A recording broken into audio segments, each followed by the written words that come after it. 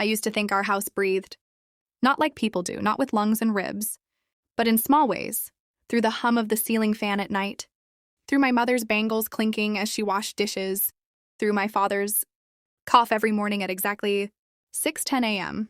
The house had a rhythm, and my father was a part of it. Or at least that's what I believed. I didn't know half of him was breathing somewhere else. My father was the kind of man people trusted instantly. He smiled easily, spoke softly, and never raised his voice. Neighbors admired him. Relatives praised him. "Your father is a good man," they'd say to my mother, and she would smile like she'd won a prize. My mother built her entire world around that belief. She woke before sunrise to make his tea. She folded his clothes with care, smoothing wrinkles as if she were ironing his life into perfection. She defended him even when he wasn't in the room. Especially when he wasn't. I was 17 when the cracks began to show. At first, they were small things. Missed calls. Late nights blamed on work. A phone he guarded like it held state secrets. He started wearing perfume, too much perfume. When I teased him about it, he laughed and said, "Can't a man smell nice?" My mother laughed too.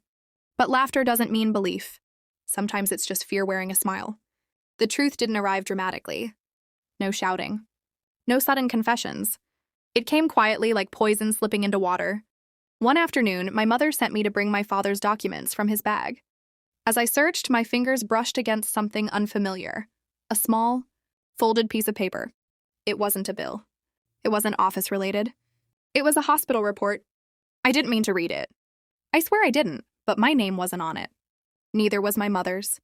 It listed a woman's name I didn't recognize. And under dependents, there were two names. A boy, a girl. Ages 6 and 4. My knees gave up before my mind did. I remember sitting on the floor, the paper shaking in my hands, my heart pounding so loud I thought my mother would hear it from the kitchen. My father had 2 children, not past children, not before marriage. Children who were alive, growing, laughing, calling him Baba. Just not in our house. That night I didn't sleep.